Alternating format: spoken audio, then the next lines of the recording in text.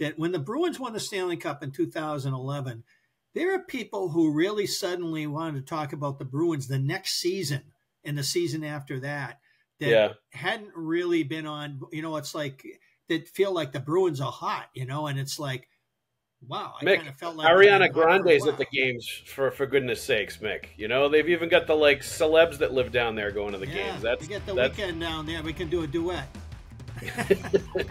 I'm sure Gary Bettman loved to see that.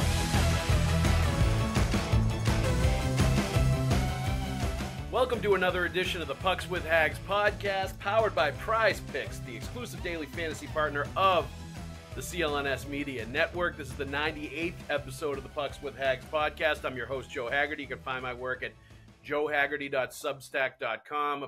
Get a premium membership. You get all of my NHL and hockey writing sent straight directly to your inbox. I also file columns for the Boston Sports Journal. I'll be doing columns for them, Sunday notes, all through the off season. So check that out as well, bostonsportsjournal.com. I also do Q&A with them, usually in the middle of the week, so check that out as well. With me today, longtime friend and colleague, Mick Colageo. Mick, please tell everybody where they can find your work, my friend. I got a blog called Rink Wrap that I link to on X and sometimes Facebook, and I write the seasonal Bruins articles for the seasonal issues of the Hockey News, and I contribute to Boston Hockey Now with a Sunday column of my own. And I'm looking at expanding my role in the coming season, so we'll see what happens. Good for you, Mick. All right, Prize Picks. Let's get to our sponsors as well. Prize Picks is the largest daily fantasy sports platform in North America and the easiest and most exciting way to play daily fantasy sports. With Prize Picks, you could turn $10 into $1,000 in a single game watching your favorite sports. This summer, you can make a Prize Picks lineup in as little as 60 seconds. You just need to pick more or less than on 2 to 6 player stat projections, and you're locked in. Right now, you can still get involved with the Stanley Cup Finals and the NBA Final. Connor McDavid, shots on net. Jaylen Brown, points. How about that? How about Derek White, blocked shots? How about all the different things you can do with the Celtics? There's some cool stuff in there. If you're looking for promotions, Prize Pick has got you covered every week, from lowering select players' stat projections on Tuesdays, which increases your chance of getting a win, to getting your entry fees back if you have a losing lineup on Fridays. But the bottom line is it's fun and pretty simple. Download the Prize Picks app today and use the code CLNS for a first deposit match of up to $100. That's download the Prize Picks app today and use the code CLNS for a first deposit match of up to $100. Pick more, pick less. It's that easy. Let's also thank Game Time. Game Time is the app where you can go to get your NBA Finals tickets. If you want to go, if the series comes back to Boston for a Game 5 and you want to go, Game Time is the place to go. They've got last-minute deals. You can save up to 60% off buying last minute for sports, concerts, comedy, theater.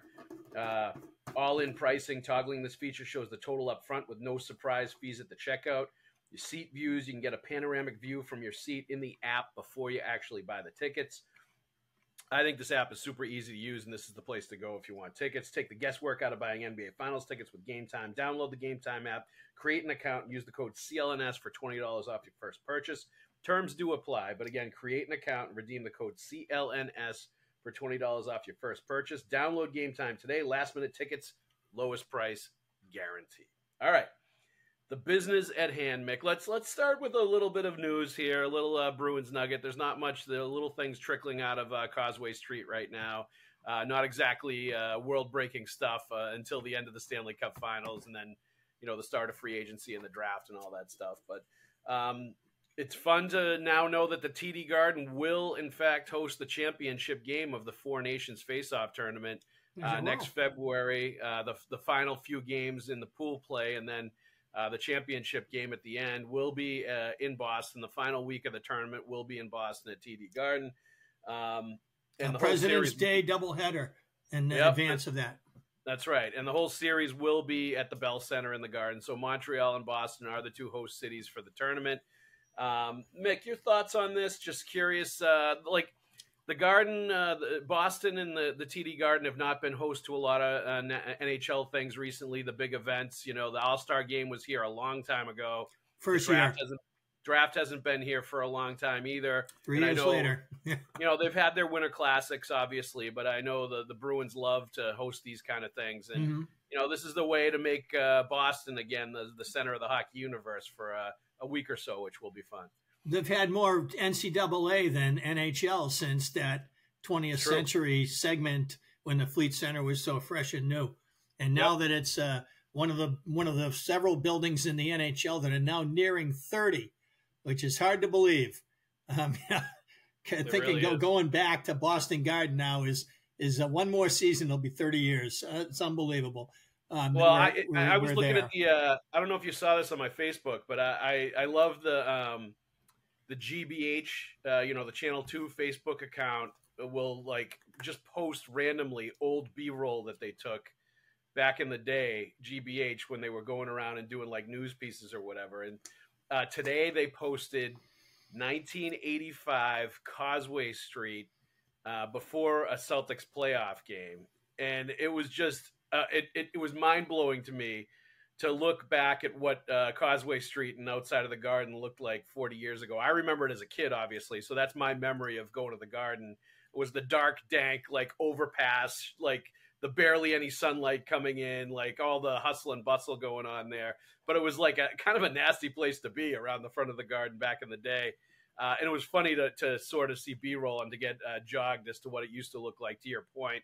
It was like Gotham City in the Batman movies. All the buildings are linked together by these little passageways that go over the street, and there's pipes everywhere. There's rail everywhere over the street.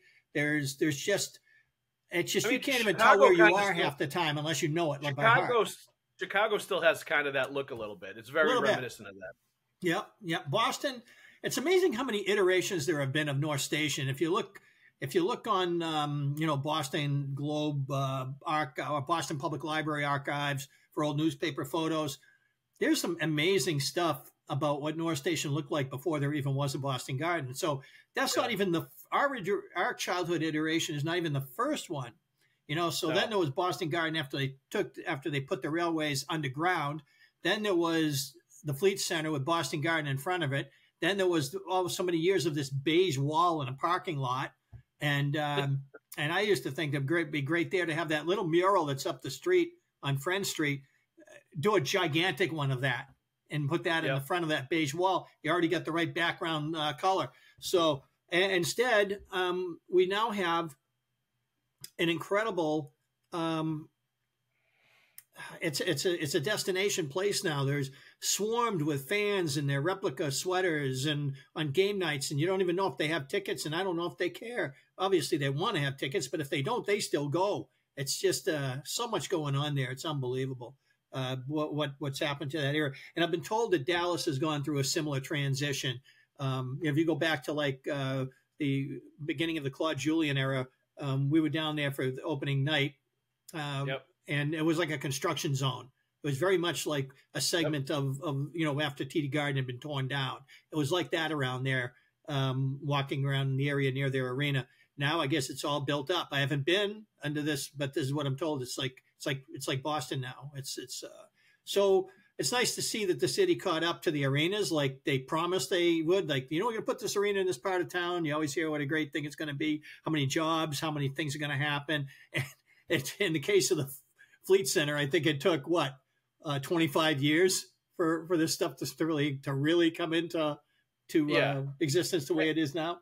So and it's part of a bigger conversation with that area with the big dig and everything too, right? And all the stuff that took place with the Greenway and how nice that is now. And it's made that whole area eminently more walkable than it used to be. It's a gorgeous area, but to your point, it makes you realize how long the new garden has been there now. Not the new garden anymore. No, and it's not really one of the ones that's got all the bells and whistles. Even though they've put money into it, and it's as good as it's going to be. And some of the stuff that they've done recently with the food court around there and some of the other things have really built it up, so it's a lot more like Madison Square Garden now. I think it's such a nicer building now. I mean, it is. It's knocking out the front wall so the fans could look out toward Canal Street, and knocking out the side walls so you can now look out at the Zakim Bridge and Bunker Hill Monument. Those things didn't exist for most of the history of this arena. So the things that the remodeling, the legendary transformation as they marketed it, Yeah, I wish they didn't throw those extra seats into the loge rows. That wasn't necessary. But what they did upstairs, I thought was excellent. It's just a much better experience up top. Yeah, I didn't like them getting rid of the yellow seats either, and making them all black everywhere too. The look of the place now, I don't think has. It doesn't have that Boston identity anymore. No, it used to. Boston Garden back in the day was a very bright arena, but it wasn't dark on the edges the way Madison Square Garden was. And now with the LED lighting, I think they thought that should be the appropriate look, and so it's a totally different feel being in the building ever since. They already started doing that to the seats before the St. Louis final in 19, and now here we are. So, yeah. And Scully Square had been brought back from the dead. It's funny. I think it's just, Mick, I think it just looks like every other building now. Like it looks very streamlined to like any other place. You really can't even tell you're looking at the Garden when you see a picture of it when it's empty. That's like, we had to get into the Stanley Cup final before I realized that they did not paint Stanley Cup playoffs or Stanley Cup final on the ice just inside the blue lines. Yeah.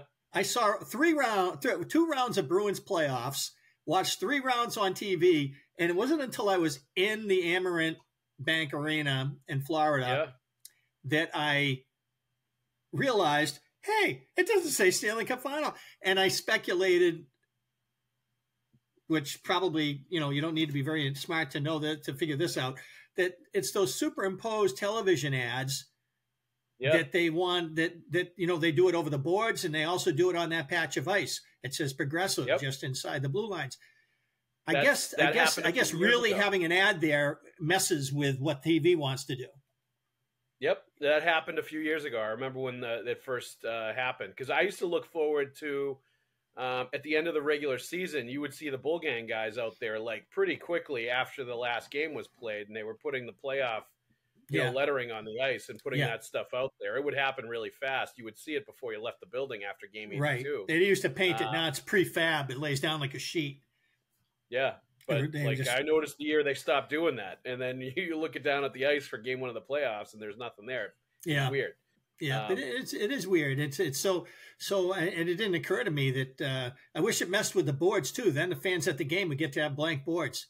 Wouldn't that be cool? But advertising being what it is.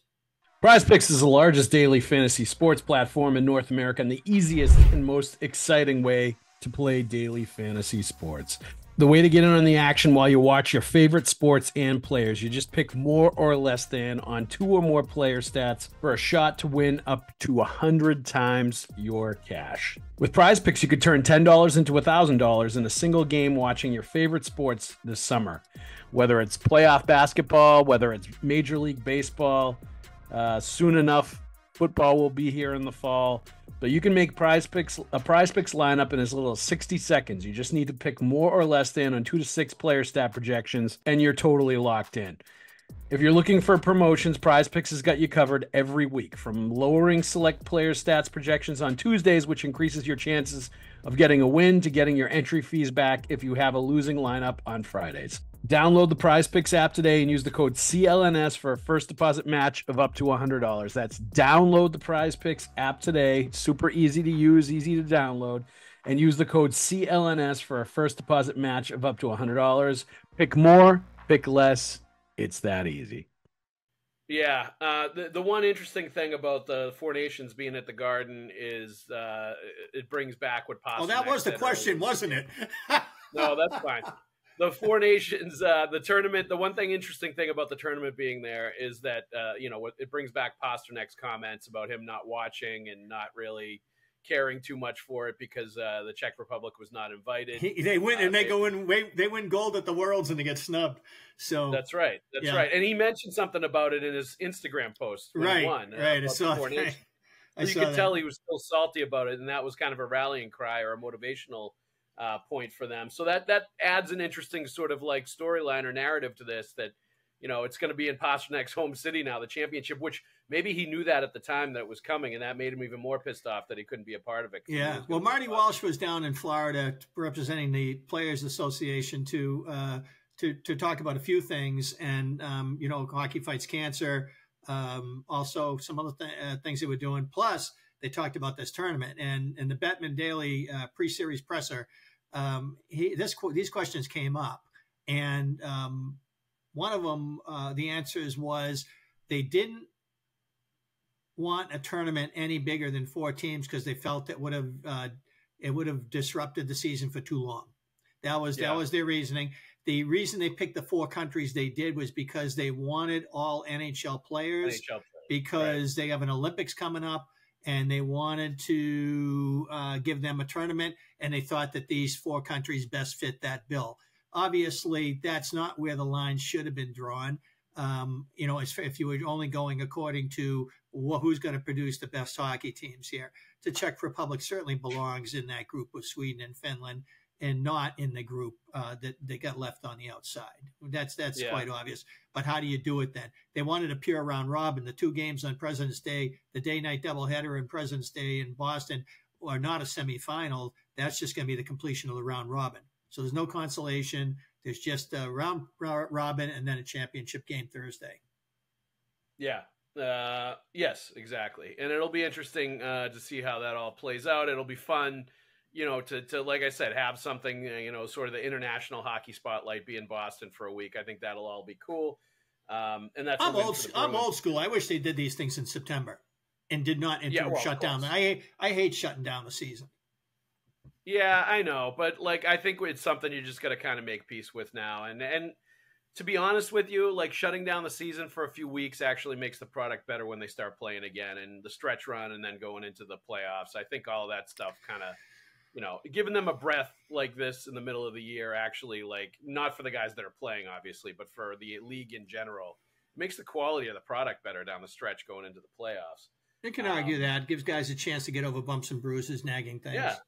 It does. The re-entry is chaotic for some teams, and that can skew. Oh yeah. Well, of course it's chaotic, but the benefits of it, I think, just raises the speed, the level of play, all that stuff down the stretch on the whole. But what's funny? After the NHL worked so hard to make the regular season relevant, and the cure to that was ironically expansion, because by expanding from 21 to 30. They made a 16-team tournament, only 50% of the league without expanding the tournament. That's why playing games are a terrible idea, and that's why. But the league doesn't seem to care that Colorado played Winnipeg in the first round, even though those 2 teams had 2 of the best records in the Western Conference. They would not have been seeded to meet each other until at least the quarterfinal if they had gone with conference seeding. And when you play a balanced schedule like this, conference seeding is the only right thing to do. But they like a division-centric playoff and the surprises that come with it. This was my question to Bettman, and the answer was, you still got to beat the best to win a Stanley Cup. I'm like, that's a tough sell, because your only argument that somebody's the best is because they're there waiting for you. Well, how did they get there, though? If Colorado and Winnipeg had to cancel each other out, that's like Federer and Nadal playing each other, in the U.S. Open in the 3rd round instead of wait until they get to the semis. It's kind of crazy. Yeah, I guess I've never had a big issue with the divisional way they set it up now, because I understand it's always going to have tough first round matchups where it might be one good team getting eliminated in the first round. But the regular season schedule should reflect that.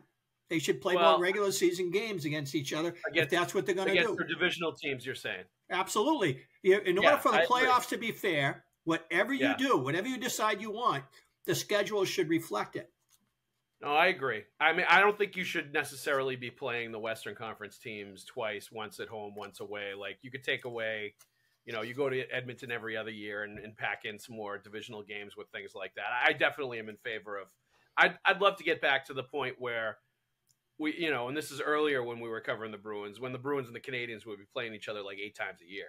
Right. Now maybe we're never going back to 1982 to 93, but it would be go instead of 4, you actually have of the Bruins 7 division opponents. 2 of them they only played 3 times this season. Right. The rest of them they played 2 home and 2 away. Now, right. and so 2 of the Bruins divisional opponents, they played no more than they played the Metro division. They played them two home and one away, or one home and two away. And then the West, it was 1-1. And I'm getting feedback from fans that tells me that they missed the rivalries. And they, they realize that, yeah, sure. Does that mean some years I won't see McDavid? Yeah. Okay. I'd rather have my rivalries. Okay. Right. Well, I put that question out, and the answer was, well, you're anecdotal, and I have no problem with them calling it anecdotal. It wasn't a scientific thing. Said that, that our surveys with our fans indicate that people want to see the Stars. And then Daly chimed in and said, our teams are telling us that too, that our teams are telling us that they want the Stars in their building. They don't care about the rival, relative to the rivalries. And so, that's where I was left. So don't hold your breath if you're hoping for more games against the Canadians. It ain't ever going to happen.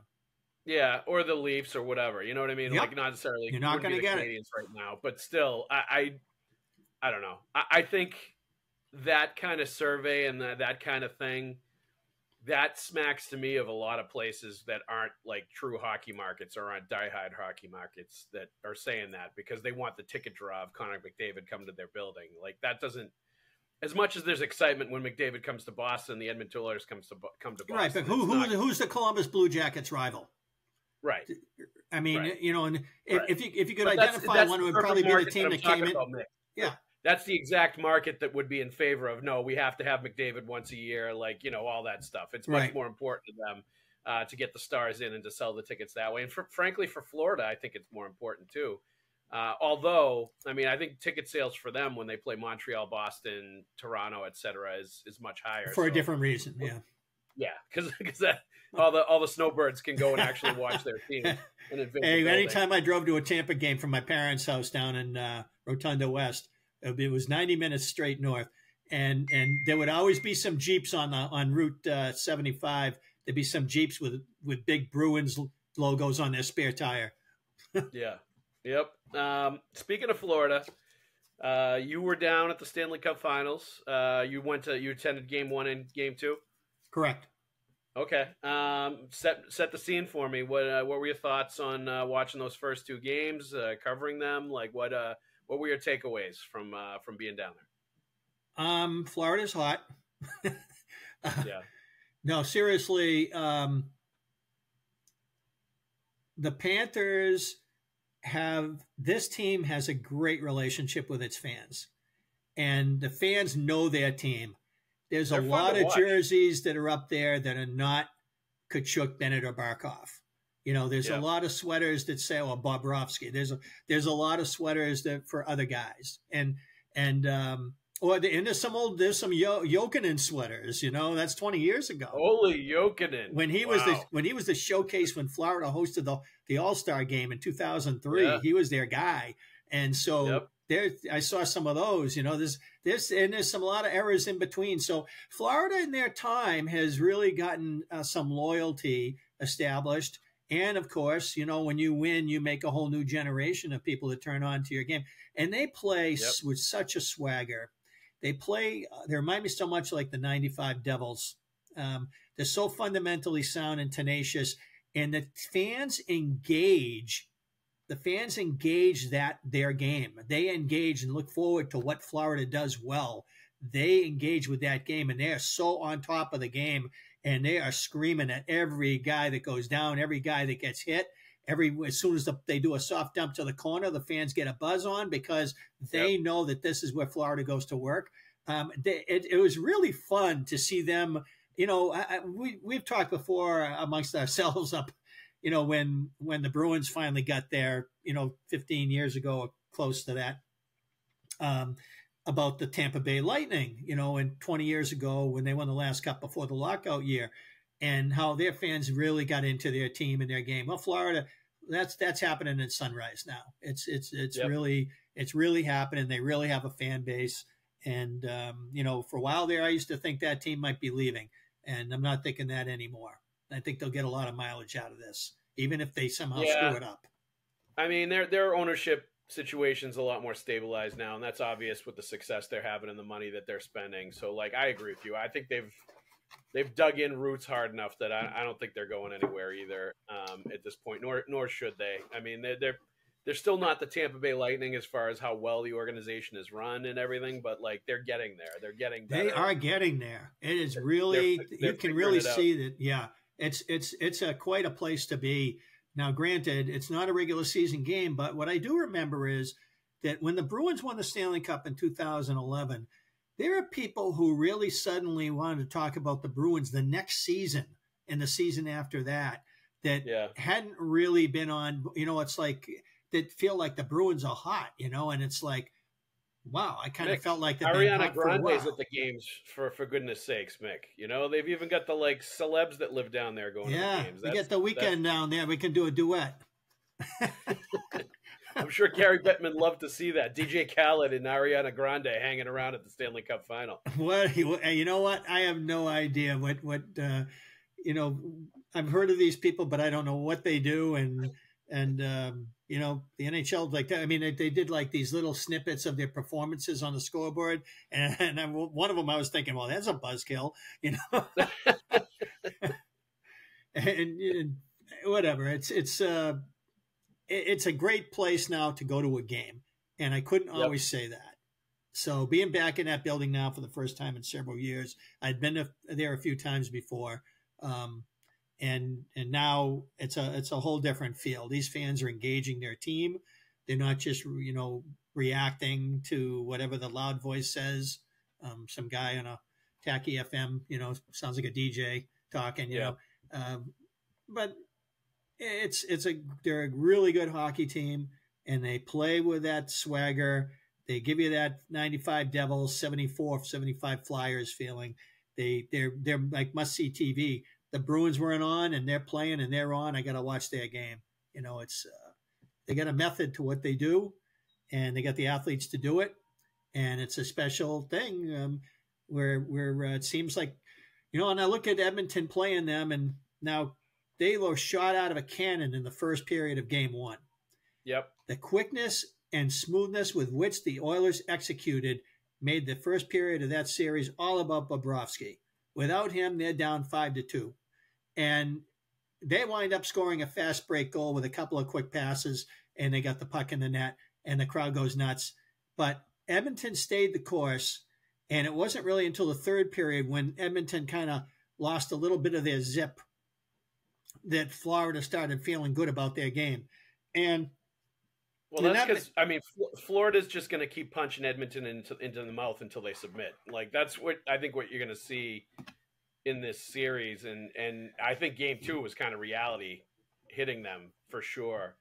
And honestly, that Draisaitl hit on Barkov, that feels like to me at a certain point, Edmonton's like, I think the only way we're going to win this series is if we start taking out some of Florida's players, especially Barkov, because he's so key to everything that they do. And that's really the only hope that they have. Which is ironic, because this is the first series Florida's had to play where they weren't the better team down the middle of the rink. You got McDavid, a generational talent, Draisaitl, who's about as good a player he can be without having that said about him. And then they can choose to put Nugent Hopkins there, who is an excellent two-way player. And so you're saying, okay, yeah, Lundell's really, he's a really good player, and people are learning about him now. And Barkov and Bennett, but it's not that they're getting outplayed. I really think this would be a different series if it wasn't for the goaltending. But more about the good goaltending, that Skinner was bad. It's not about that. But Bobrovsky just was outstanding early in Game 1. He was, and definitely. so to me, it's a split as far as the hockey's been. That it's been played. I'm looking at a split series, except for goaltending right now. So when I get to Edmonton, what's going to happen? I don't know, but I do know that Game 2 usually speaks to Game 3 more than Game 1 does. So I think that I'm looking. I think we saw the real series in Game 2, and it's funny that seems to be Florida's MO. Is a lot of times in these series, we've seen this the last few years. They drop Game 1, especially if they've had a long layoff, and they don't look like themselves. Right. And then when Game 2 starts, you actually start to see the real Florida Panthers. That's right. They feel their way in. Yeah. and they put their stranglehold on the series, and reality sets into the other team like, we're playing a good goddamn team. That's here. right. Like, This is what we're up against. So now Edmonton got a true view of what they're playing against here. And Knobloch's post-game comments after game 2 were interesting. He was saying that while Edmonton had this, a great power play that can't score in this series, and they had a great penalty kill that finally gets scored on in this series. He said that one of the things that he noticed that, he was asked, you got a chance now to size up the Florida Panthers under more true to circumstances.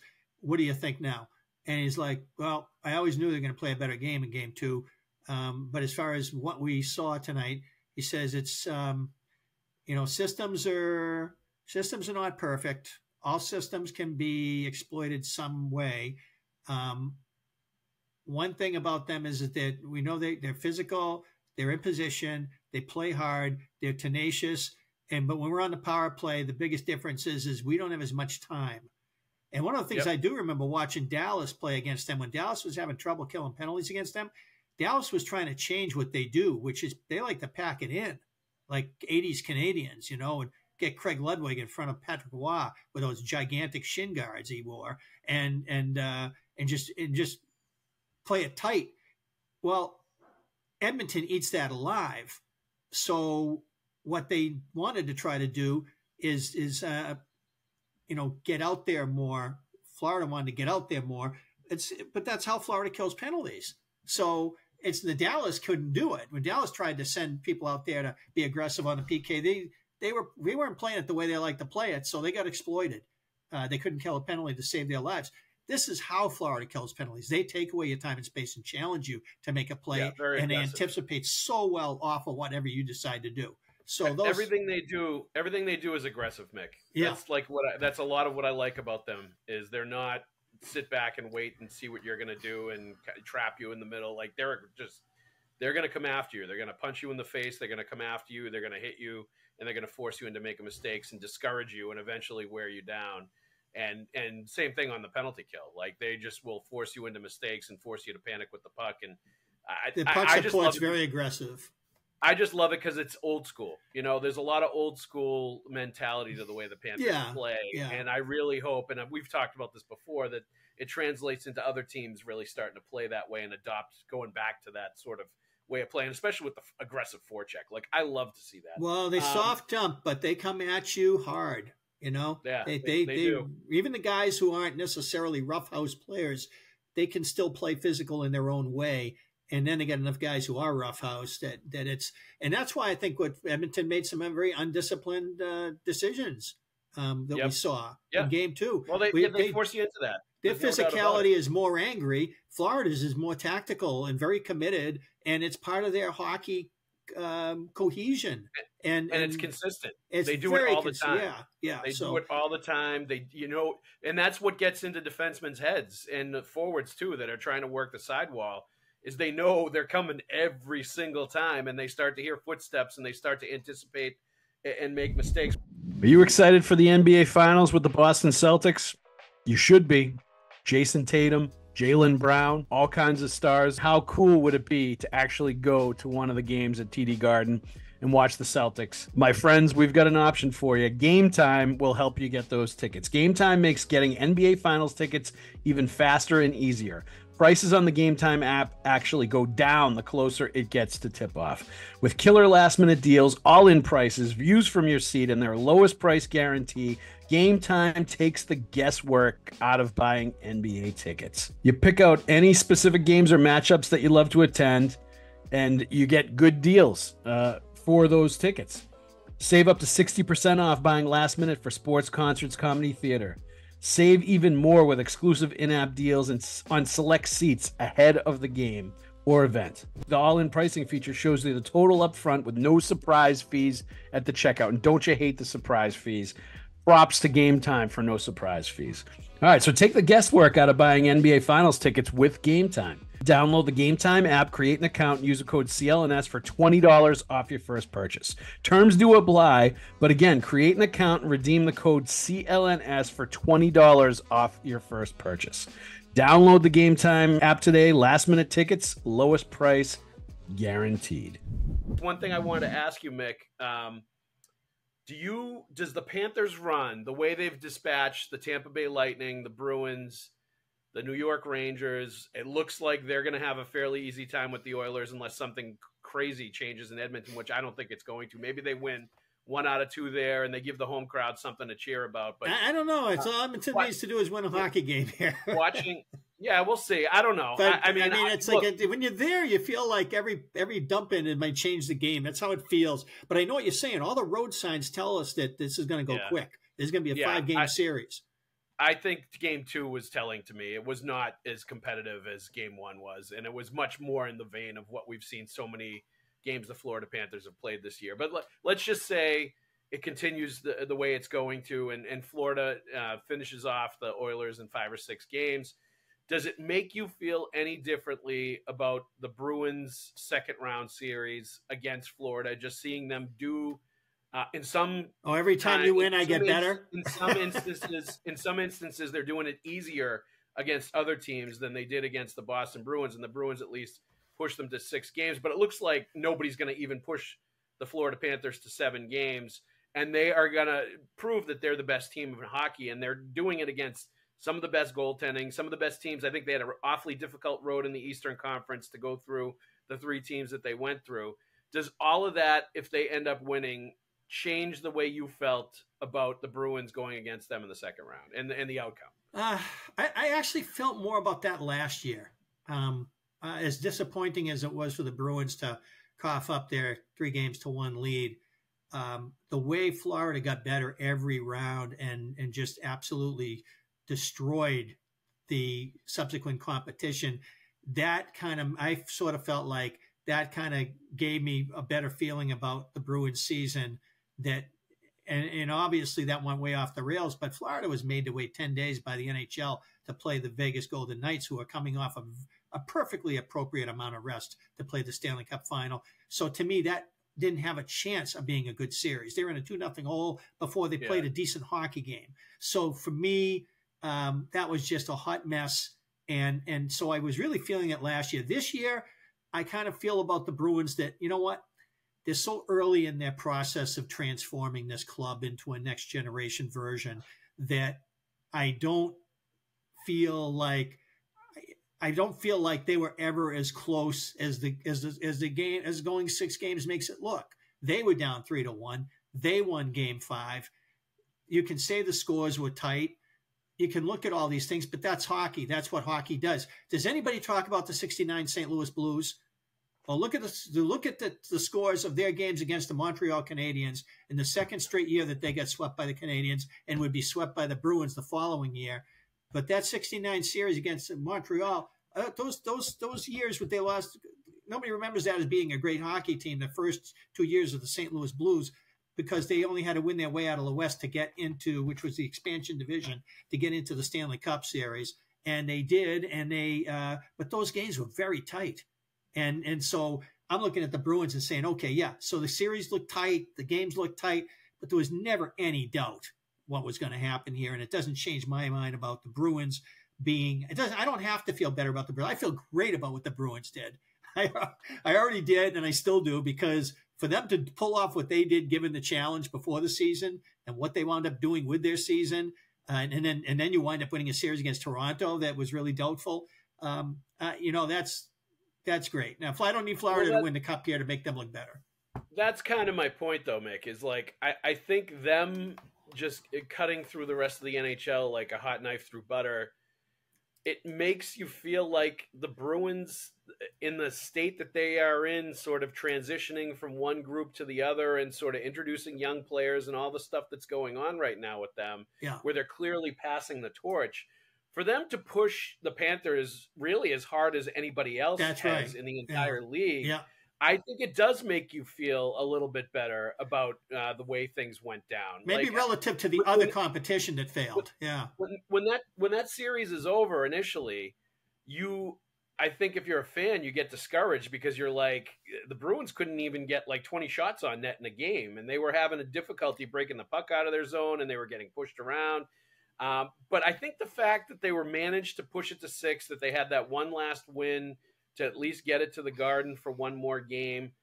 That they were able to hold down the Panthers for the most part, that they did push back at certain points. Pasternak fighting Kachuk. There were other things in that series that they soldiered on through Marchand being taken out in the middle of the series. I think when you look at all the things beginning to end that Boston was able to do against Florida, and if they end up, raising the Stanley Cup in the next couple days, the next week against the Oilers, and just do it against everybody, some even more convincingly than against the Bruins, I think it does make you feel a little bit more encouraged about what you saw in the postseason. I think it puts a little more weight into what they did in the first round against Toronto, advancing against them. And I think it raises a little bit the optimism level that they're going to be able to come back and be even better and, more difficult to deal with and more prepared for that moment the next time it comes. Now, that being said, Florida's a wagon. They're going to lose a couple of players. They're probably going to lose Reinhart. Montour's up. There's a few other players that need to get paid, or they're going to need to figure out. Lundell, I think, is at a crossroads. Salary cap stuff with them. Tarasenko, obviously. There's a few guys. They'll have to let him go. Yeah, but they're also going to have to, any optimism you feel about or raised optimism you feel about how they did against Florida in the second round, you're going to have to figure out some ways to get past them, because the bulk of those players, the nucleus of that group, is staying. They're the new daddy. Used to be Tampa was their daddy. Now it's Florida. Yeah, they're going to be even more confident after they win the Cup, and more arrogant, and more going right in your face even than they are right now. They're pretty full of themselves, I think, Florida, and they have been for a while. And they're going to be even more so after they win the Cup. So it's going to raise the bar, I think, even more, and elevate the bar of how difficult it's going to be and what you're going to have to do to combat that if you're the Boston Bruins. It's a lot like being a teenager and watching the Bruins lose to the Flyers in '74 and again in '76, when the Bruins were then a team like the Bruins are now. They had just traded Phil Esposito and Carol Vadnais. Brad Park was on their team. Jean Rattel was on their team. And a lot of other stuff was changing underneath that. And the Bruins wound up turning those tables with a team that no longer had Oren Esposito. And Terry O'Reilly was the face of the franchise. And yeah, with the Flyers, everything in '77 that they were in '74, '5, and '6, no, but the core was there. Yep. And teams hit their sweet spots, and there's movement among both ships. And this is why the Panthers are now the best team in Florida, not the Lightning. The Panthers are the best team in the league, not the Lightning. And that time came and went for the Lightning, and it's now the Panthers' turn. And all they got to do is finish the job here.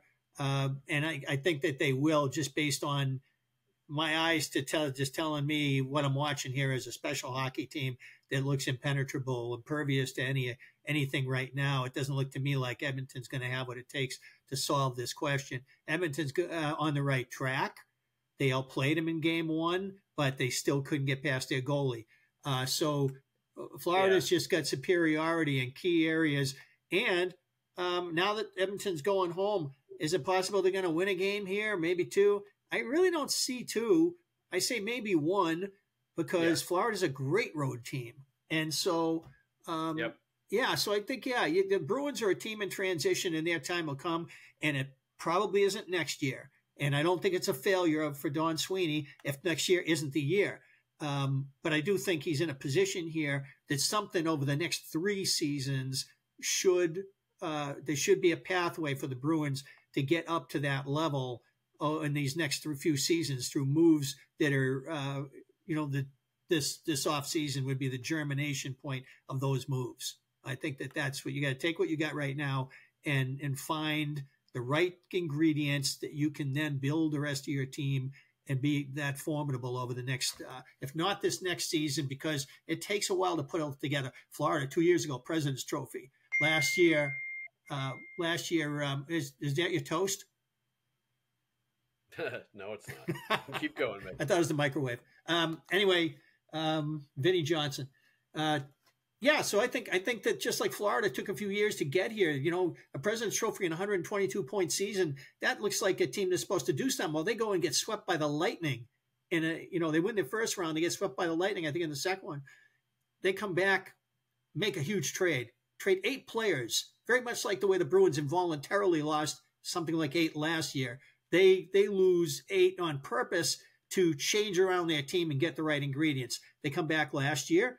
They made huge strides, even though they didn't have a great regular season, because it took a while to pull it all together and be healthy.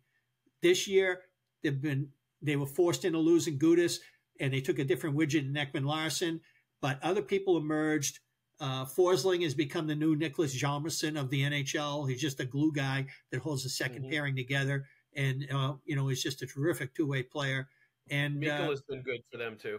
Yeah, and they're just not afraid to throw it around. They're really. It's amazing what they're Stenlund. This kid from Sweden who doesn't look like a Swede, he's a big kid, and he plays so smart, and he's tactically physical. He's one of the best fourth liners I've seen in recent years. Just outstanding. This team, hey, if Nick Cousins and Ryan, the Boston Strangler, Lomberg can't get in the lineup, how good is this hockey team?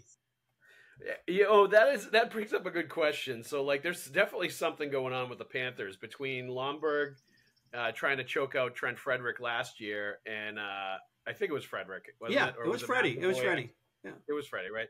And Ekblad putting the sleeper hold on one of the Oilers. Oh, I forgot about that one. Yeah, right. Yeah, they're always doing. The Panthers definitely have lead the league, and we should do prize picks with that for MMA chokeholds that Florida Panthers players will put on their opponents over the course of a series. I think that could be a stat category that we can. Well, given the Oilers PK, maybe power play goals. There you go. All right, one trade name, and this name obviously has been vocally poo-pooed by the organization, very convincingly and strongly, and I understand why. But we've heard a few whispers, and maybe it's put out there by his own camp because he wants out. Brady Tkachuk potentially being available in a trade out of Ottawa. That is the guy that if he ever became available, the Bruins should give up everything they have to give up to get that player. I think that is the kind of player that they need. Not only would he check a lot of boxes as far as the way he plays, style of play fits with the Bruins. He's got the skill, he's got the meanness and the badass play and the power forward kind of thing going on. But how awesome would it be to watch Brady Tkachuk in a Bruins uniform going against Matthew Tkachuk in a Florida Panthers uniform when those two teams started playing each other? And the entertainment value, the fun that would be, the competitive level that would be, it would ratchet it up a whole nother level. If by some chance he ever becomes available, Don Sweeney needs to make that happen. I've never considered that realistic to muse about. But if you're does something really have to be realistic to muse about it, Mick? But if you're talking, then I'm listening. I mean, I'm picking up what you're laying down, and I can't think of a singular player. I mean, I'd do a blockbuster with them and get Chychrun over here and get Brady Tkachuk over here, and the one guy that I really that there's been a lot of crap slung at after this playoff that I really don't want to part with is Charlie McAvoy.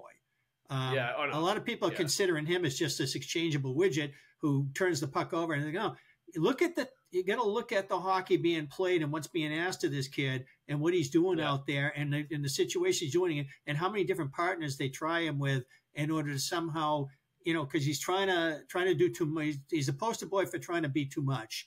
And as a result, when it goes poorly, he becomes a hot mess. And they just played a series against the best team in the league. So it was hard to look good when you don't have so I would like to see if there was a way to get Chychrun over here to play with him. Then I'm listening to all things. If there's a way to get Tkachuk here, I'm listening to all things.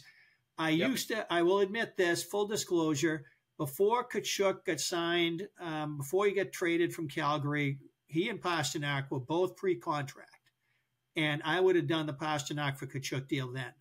And the reason was not because I was down on Pasta, it was because the Bruins are so desperate for a player that brings that kind of thing into their game.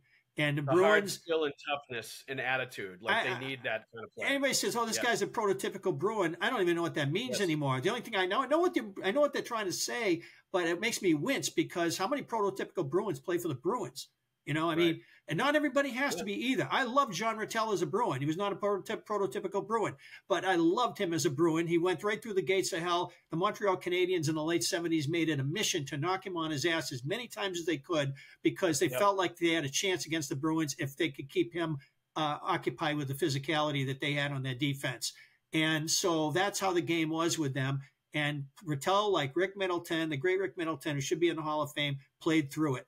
Now, Pasta plays through it. Pasta has shown me so much that I've really gotten on the bandwagon here, and so I would hate to see him go. That having been said, if you're talking about things that big, I have to consider all things because they're growing and changing your team and making it get where it wants to go hurts. Now, can they get there? Is there a pathway for the Bruins to get there with the core that they have without disturbing it? I'm not ruling that out. I like a lot about that core. Would I continue tweaking it? Yes, absolutely. So, but Brady Tkachuk, oh hell yeah! Would I love to see him in a Bruins uniform? Hell yeah, Mick. That's goodness. What we're talking about. All right. Tweet of the week from Insufficient on Twitter. I would give Florida credit like the Bruins who outmuscled, I would give Florida credit like the Blues who outmuscled us, and he's talking about 2019, if they weren't such cul-de-sac tough guys. I've never heard the phrase cul-de-sac tough guys before, I'm going to adopt it now. This guy is calling the Florida Panthers cul-de-sac tough guys. I had Is that a Florida thing? I really like that. I think that's pretty awesome. Tough guys. Let's on that note, let's thank our sponsors who are definitely not cul-de-sac tough guys. Prize Picks is the largest daily fantasy sports platform in North America and the easiest and most exciting way to play daily fantasy sports. Instead of battling thousands of other players that could be pros or sharks, you simply pick more or less than 2 to 6 player stat projections and watch the winnings roll right in. When the finals are over, the hoops action doesn't stop on Prize Picks. Women basketball is just getting started with young stars like Caitlin Clark and Angel Reese looking to make names for themselves alongside greats like Breanna Stewart and Aja Wilson. You could win up to 100 times your catch watching them ball out. You could also probably pick more or less than on the number of intentional fouls that petty, jealous girls are throwing at Caitlin Clark during these WNBA games. So definitely do that. You're right about the Blues and right about that. That's right. That's a lot. That they're definitely cul-de-sac tough girls in those leagues going after cul-de-sac mean girls. There's always action on Prize Picks, and this is the perfect time to try out something new as basketball is winding down. Make sure to try out esports this month because for every Wednesday and Saturday in June, if your lineup doesn't win, you'll get your entry fee back. Choose from Counter-Strike 2, Call of Duty, League of Legends, and so much more. It's fun and pretty simple. Download the Prize Picks app today and use the code CLNS for a first deposit match of up to $100. That's download the Prize Picks app today and use the code CLNS for a first deposit match of up to $100. Pick more, pick less. It's that easy. Let's also thank Game Time. If you're looking for NBA Finals tickets at the Garden, this is the place to go. All-in pricing. Toggling this feature shows the total up front with no surprise fees at checkout. You save even more when you choose a section and let Game Time choose the seats for you. Lowest price guarantee or Game Time will credit you 110% of the difference. That is a damn good deal. It doesn't get any better than that. So take the guesswork out of buying NBA tickets with Game Time. Download the Game Time app, create an account, and use the code CLNS for $20 off your first purchase. Terms do apply. But again, create an account and redeem the code CLNS for $20 off after downloading the Game Time app, which is super easy to use. Download Game Time today. Last-minute tickets, lowest price guaranteed. Mick, thank you very much for joining us, my friend. May I make one more comment? Yes. Somebody's going to react to this and say, hey, Brady Tkachuk and Matthew Tkachuk are not anything like each other as players. And I'm not going to argue that. I just wanted to make a reference there to the Pasternak end of the story because you got to give something to get something. But yeah, I realize Brady Tkachuk's a completely different player than Matthew. I would love to see Brady Tkachuk in a Bruins uniform if that were possible. Yes. Brady Tkachuk is definitely not a cul-de-sac tough guy. He is the real, genuine article. I would agree that Matthew Tkachuk is a cul-de-sac tough guy. Mick, thank you very much for joining us. Everybody out there, thanks for listening. We'll see you at the rink.